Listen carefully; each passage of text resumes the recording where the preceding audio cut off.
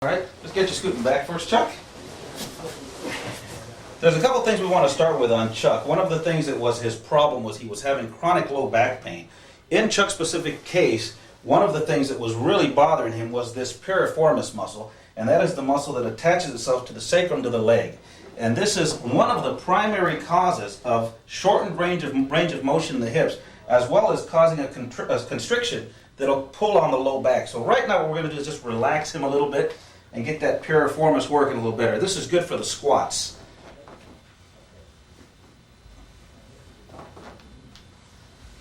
I'd like you to get a picture of Mr. Chuck's face because this doesn't feel very good sometimes. Actually, I think it's pretty amazing that, yeah, it feels a little heavy, but the amount of motion that he restores to the hip after going through this is well worth it. It's pretty amazing.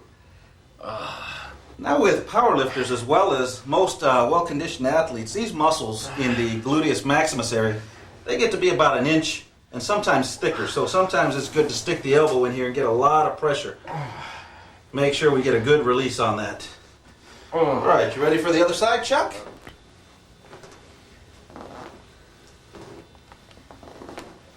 All right, now for the elbow again.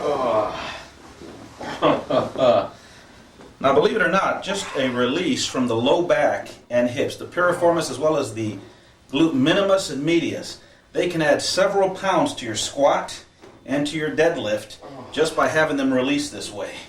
All right, Mr. Chuck, let's get you on your side, this side up.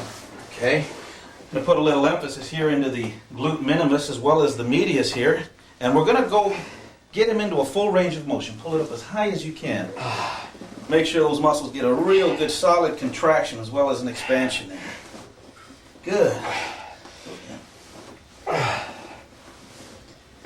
It's kind of interesting that I can't even usually get my knee up anywhere near my chest.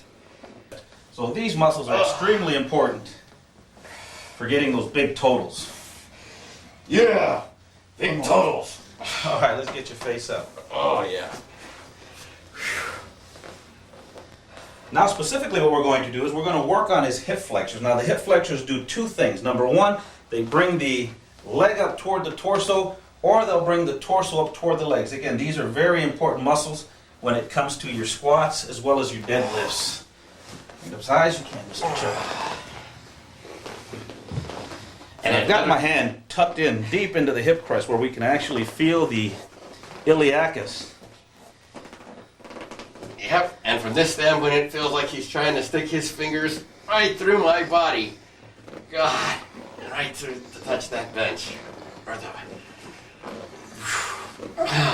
One more, good.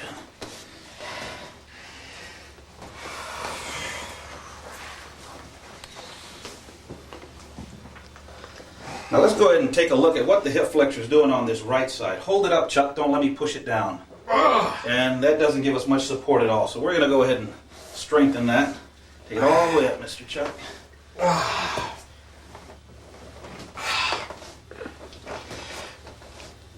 High as you can. Good. One more, and we'll hold it at the top and drop it wide. Oh.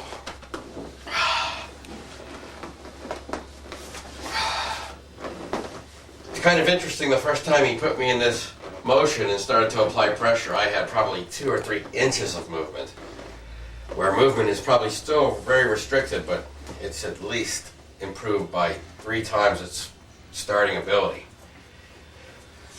Now one of the things we're doing here, an inch up and about an inch out from the belly button, are the lymphatics that actually help feed and release the hip flexors there. So we're going to go ahead and test his hip flexor again. Hold it up, don't let me push it down. And there we got a very good lock. So there we got a good result on that one. One of the things we're going to do here with Mr. Chuck is we're going to go ahead and apply a little electric stimulation as well as some heat onto his low back. Now some of the low back pain that Chuck has been experiencing is caused by an imbalance in the hips. And when you've got imbalance in the hips, you've got to place the electrodes just in the right spots, just across the hip crest at the insertions of the glute medius and portions of the glute minimus. So that's where we're concentrating on Chuck here. We're going to put a little electric stimulation here as well as some heat. Now what the heat does is it promotes a tremendous amount of blood flow. If you've got constricted muscles, one of the things that's lacking is blood in the tendons. So one of the advantages of electric stimulation as well as some heat is that we're going to be bringing blood flow into the tendons as well as into that muscle that's affecting his low back. Let me know how that feels, Mr. Chuck. Right there, feels good. All right. All right, we're going to leave Mr. Chuck here for a little bit just to relax and get that blood flow going, and we'll be right back. All right, Mr. Chuck, you all set?